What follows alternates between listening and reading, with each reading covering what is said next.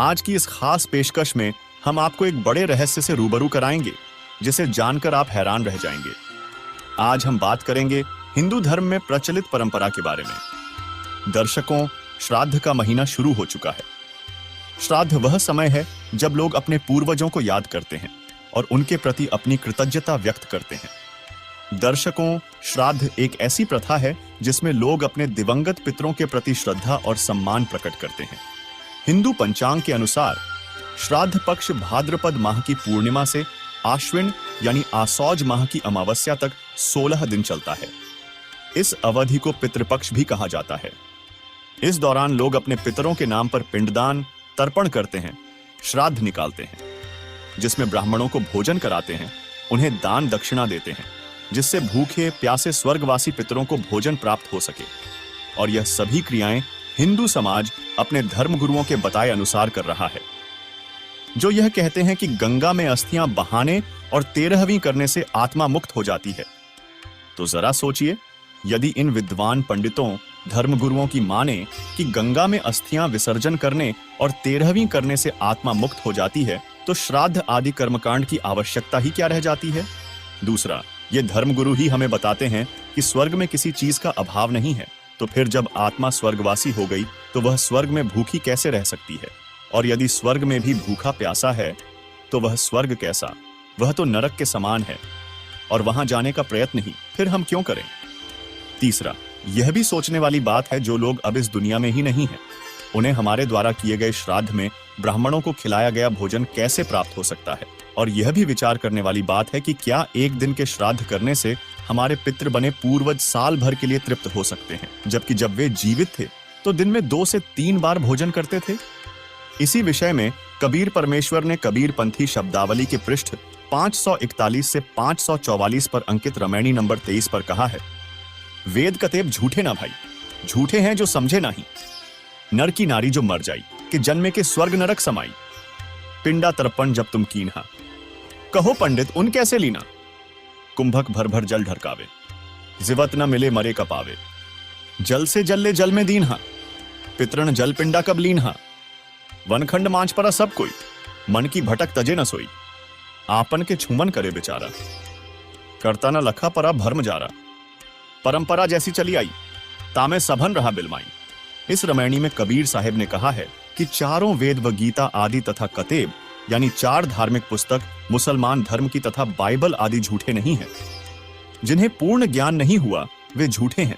उन्होंने सर्व समाज को अधूरा मार्ग दे दिया। मान लीजिए किसी की पत्नी मर जाती है, वह मरने के बाद या तो दूसरा जन्म ले लेती है, या नरक या स्वर्ग चली जाती है, या प्रेत बन जाती है।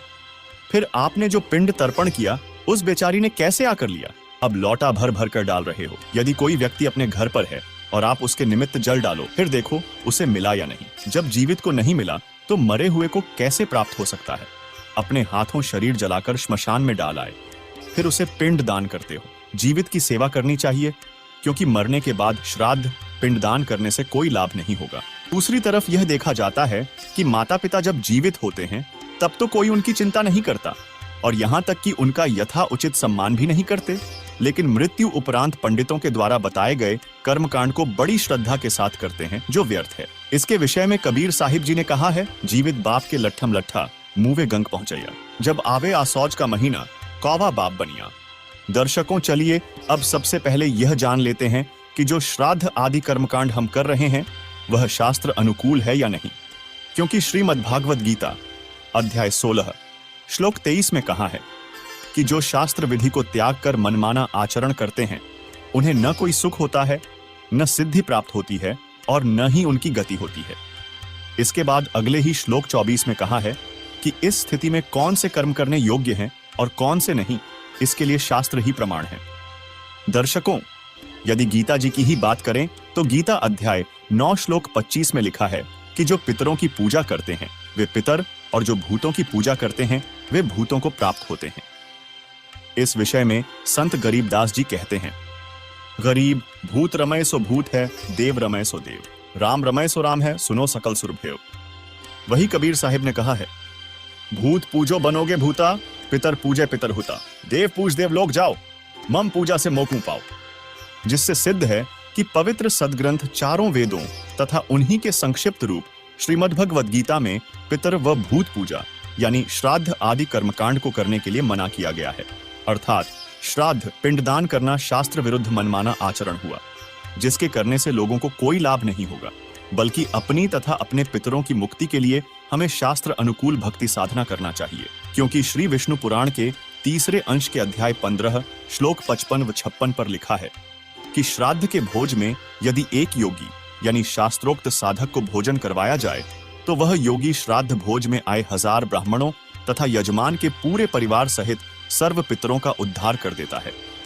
दर्शकों, वर्तमान समय में संत रामपाल जी महाराज एकमात्र तत्वदर्शी संत हैं जिनकी शरण में जाकर तत्व ज्ञान प्राप्ति के लिए गीता ज्ञान दाता अर्जुन से गीता अध्याय 4 श्लोक 34 में कहा है। और वर्तमान में संत रामपाल जी महाराज के ही सभी शिष्य योगी हैं जो संत रामपाल जी महाराज के द्वारा बताई शास्त्र अनुकूल भक्ति साधना करते हैं। वही संत रामपाल जी के सानिध्य में हर 2 से 3 महीने में साल में 6 बार 10 सतलोक आश्रम में सत्संग समागम किए जाते हैं, जिसमें 3 दिन धर्म भंडारा भी होता है, जहां सभी योगीजन भंडारा खाते हैं। जो व्यक्ति ऐसे धर्म भंडारों में दान करते हैं उससे उनके सभी पितरों का उद्धार हो जाता है। साथ ही तत्वदर्शी संत का सत्य आध्यात्मिक सत्संग सुन समझकर शास्त्र अनुकूल भक्ति साधना करके व्यक्ति अपने मानव जीवन का भी कल्याण करवा लेता है। यही पितरों के उद्धार अर्थात श्राद्ध करने की शास्त्र अनुकूल विधि है, जिसके करने से हमारा भी मोक्ष और पितरों को भी मुक्ति मिलती है। अतः आपसे सभी से निवेदन है कि वर्तमान समय में संत रामपाल जी महाराज 84 लाख प्रकार की योनियों से मुक्ति दिलाने के लिए सद्ग्रंथों पर आधारित शास्त्र अनुकूल भक्ति प्रदान कर रहे हैं, जिससे हमारा तथा हमारे पूर्वजों का भी मोक्ष संभव है। इसलिए सच्चे परमात्मा की भक्ति का सही मार्ग पाने के लिए